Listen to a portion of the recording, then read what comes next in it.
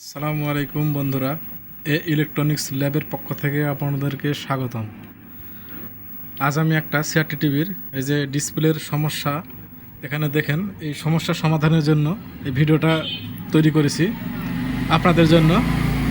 তো দেখুন বন্ধুরা, এখানে সমস্যা এই যে এই মেনু বারে চাপ দিলে এখানে ডিসপ্লেটা একদম এই সাইড চলে গেছে, এই সাইড চলে গেছে, একদম জুম।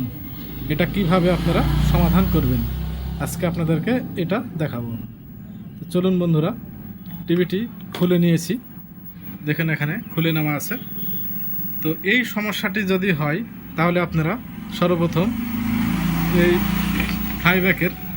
ফ্লাইব্যাকের এখান করা যে এই তারটা আছে, এই যে এই তারটা, এটা আপনারা উঠাই দিবেন, একের পর এক লাগাইয়ে দেখবেন। যদি সমাধান না হয় তাহলে আপনারা সেফ এখানে যেই মেমোরি আইসিটা আছে দেখুন, এখানে আপনারা এটা লাগাবেন, এটা তুলে এখানে আরও পয়েন্ট আছে, এগুলো দিবেন।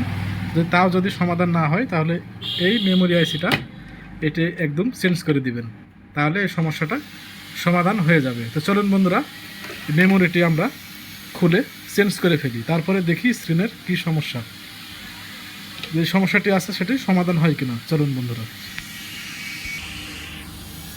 তো দেখুন বন্ধুরা, মেমোরি আইসিটি আমরা খুলে নিব। এই যে এখানে মেমোরি আইসিটি আছে, এটা খুলে নিব। এক হাতে ক্যামেরা ধরে আছি, সেজন্য খোলাটা দেখাতে পারছি না, আমরা এটা চেঞ্জ করে নিব। তো দেখুন বন্ধুরা, এখান করা রাং তোলা হয়ে গেছে। তো আমরা বোর্ডটি এখন উল্টিয়ে নিব, বোর্ডটি উল্টিয়ে নিলাম। দেখুন এখান থেকে মেমোরি আইসিটি তুলে নিব।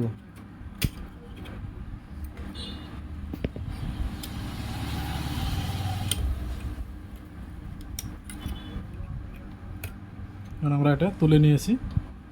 তো এটার পরিবর্তে এখানে আছে 24C, দেখুন এখানে আছে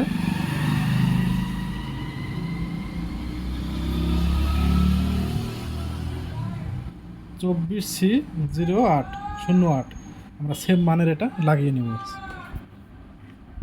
এটা আমাদের নতুন মেমোরি আইসি, এটা নতুন।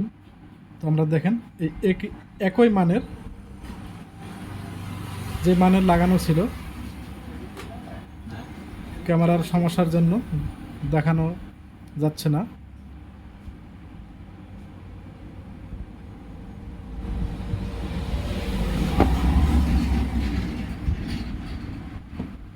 দেখুন বন্ধুরা,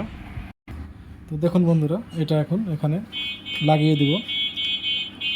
তো এখানে লাগানো হয়ে গেছে, আমরা সার্কিটটি উল্টে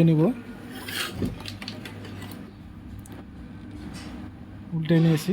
তো আমরা এখানে ঝালাইটা করে নিব। তো দেখুন বন্ধুরা, ঝালাইটি আমরা করে নিয়েছি এখানে। তো এখন টিভিটি অন করে দেখব।